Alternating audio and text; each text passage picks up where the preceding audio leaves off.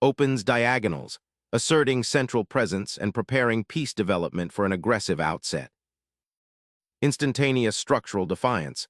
The Sicilian setup immediately stakes a claim to the d4 square and hints at counterplay on the queen side, creating a vibrant, unbalanced contest from the outset. Establishing central influence and preparing d4, this knight aims to dominate the d5 square and support a swift pawn thrust.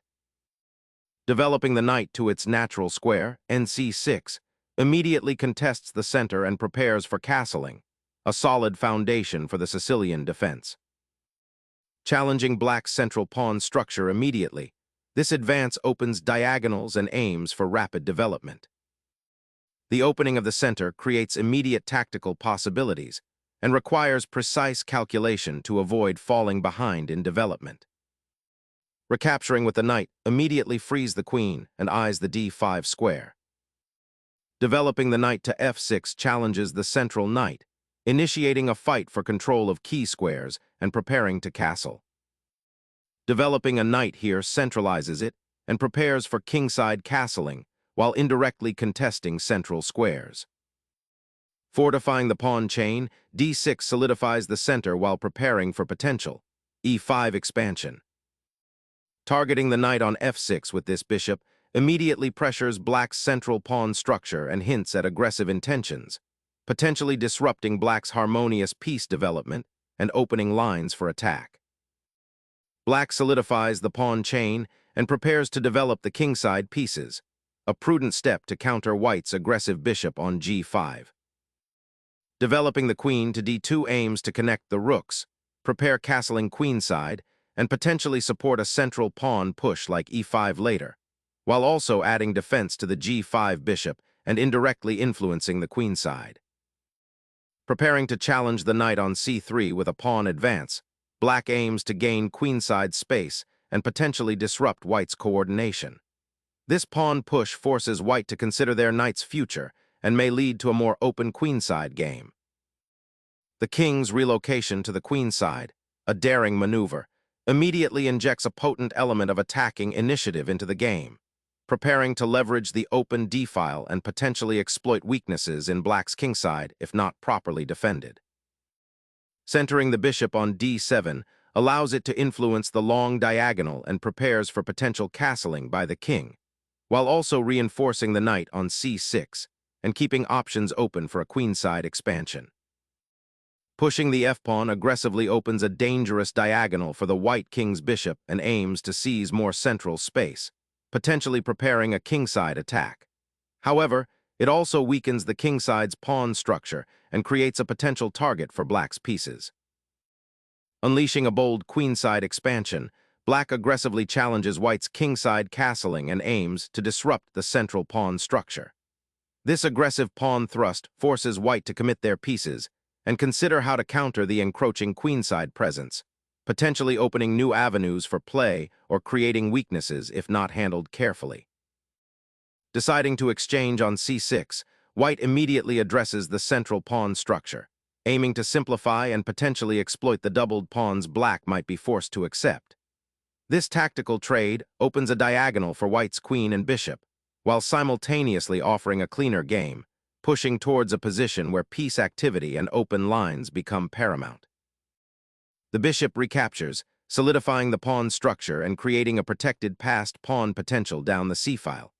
However, it also relinquishes control of the crucial e5 square, potentially allowing white knights to infiltrate later.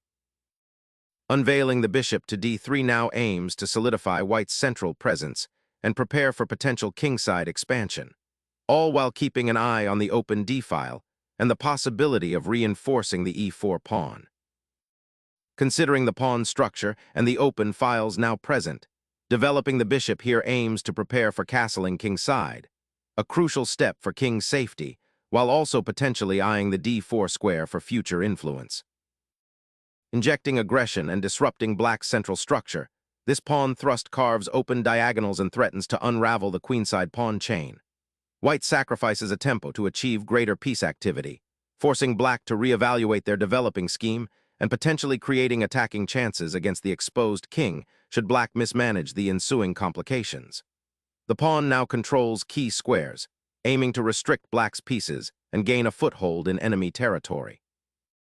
By accepting the pawn thrust, black immediately opens lines, potentially unleashing the bishop on d7 and creating attacking avenues towards white's exposed king.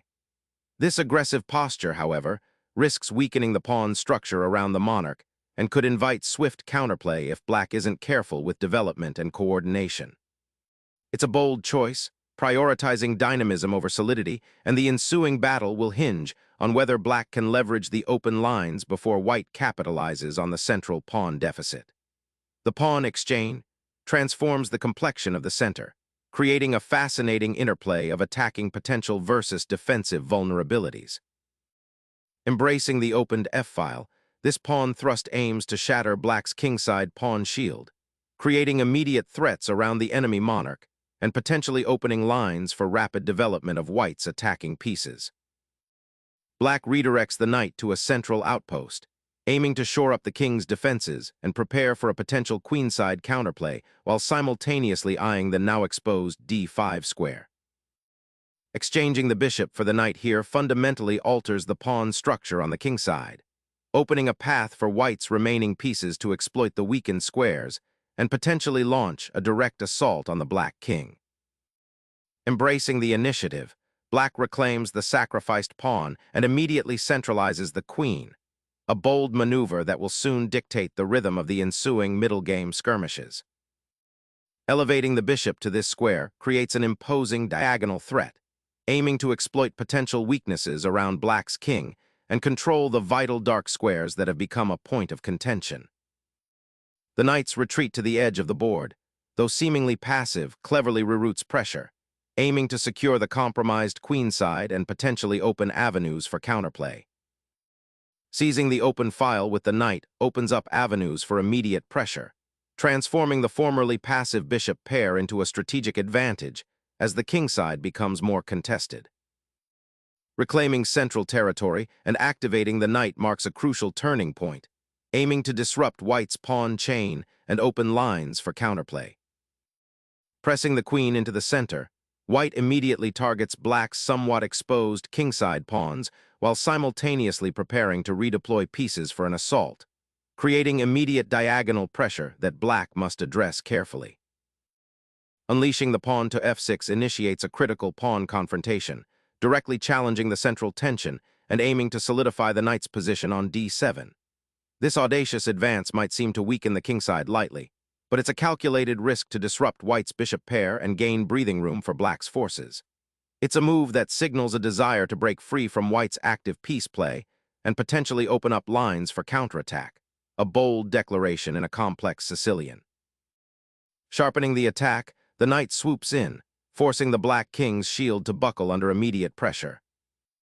Relocating the king to a safer square, kf8 aims to consolidate the defensive setup and prepare for potential counterplay, though it relinquishes the initiative and leaves the central pawn structure somewhat compromised. Securing the open f-file with the rook marks a decisive shift towards an aggressive kingside assault, directly challenging black's vulnerable monarch. Relocating the monarch to this corner seems like a prudent retreat, perhaps to escape the impending storm brewing on the queenside and to consolidate defensive resources, though it might leave the d7 pawn somewhat exposed to future pressure. Initiating an assault on the kingside, this pawn thrust aims to create space and potential attacking avenues, potentially targeting the dark squares around black's monarch, though it also weakens white's own kingside pawn structure. Initiating defensive maneuvers, black shores up the kingside's structural integrity with this pawn push, aiming to prevent a premature invasion along the g-file. Gaining crucial luft for the king while simultaneously preparing to storm the kingside with a pawn avalanche. Unpinning the knight offers a glimmer of tactical freedom, but it surrenders crucial central control and leaves the king exposed to further pressure along the open files, a dangerous concession in this sharp Sicilian structure. Consolidating central control and preparing for a kingside assault becomes paramount, as the white queen strategically repositions to threaten pawn advances and support potential piece activity. Securing the rook on the open file, This defends the pawn on f6 and prepares for potential counterplay, but it also slightly cedes central control and might be a touch passive, allowing white to consolidate and build pressure. Unleashing a knight to the advanced outpost at f5 immediately targets black's king safety and attempts to exploit the weakened kingside structure created by the pawn push. Shifting the queen to this square offers a breath of fresh air, potentially relocating the monarch away from the immediate onslaught on the king side, while also opening up avenues for counterplay on the queen side and freeing the g8 rook to consider joining the fray. Shifting the knight to d4 reclaims central influence, a calculated repositioning to pressure black's queen and prepare for potential advances on the king side, while simultaneously offering a retreat square if the knight faces immediate threats. Unleashing the central pawn opens up lines and challenges white's knight, creating dynamic possibilities and forcing a response that will define the immediate tactical landscape.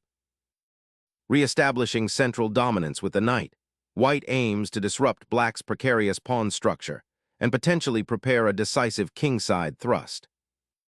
Boldly challenging the pawn chain, 25. h5 seeks to rupture white's advancing pawn mass on the kingside, aiming to create an open file for the rook or bishop and disrupt the harmony of white's pieces, particularly the knight at f5.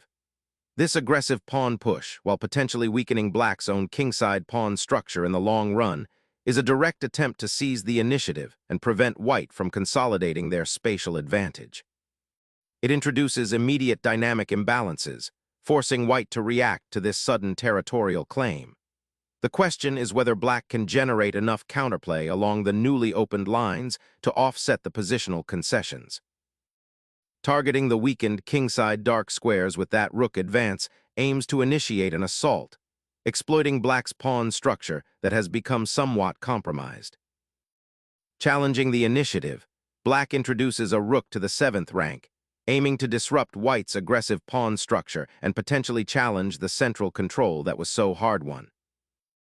The queen side finds itself under siege as the white monarch's most potent attacker repositions itself, aiming to exploit the compromised pawn structure and potentially unravel the enemy's defenses by targeting the now weakly defended squares around the black king.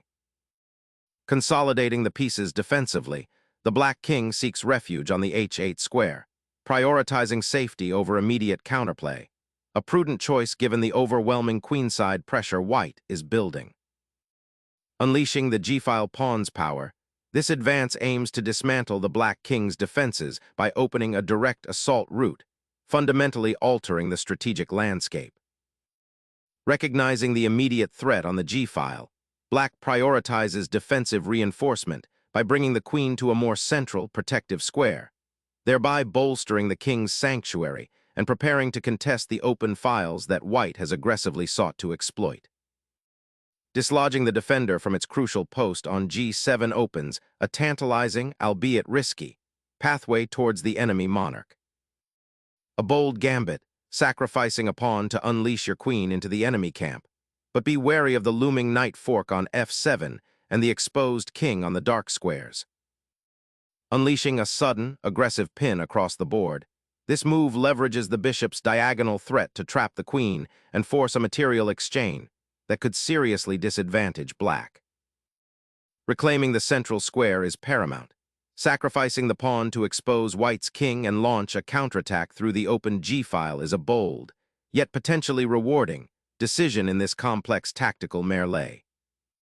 Unleashing a powerful queen sacrifice that opens up a dizzying tactical kaleidoscope, forcing a sharp reckoning.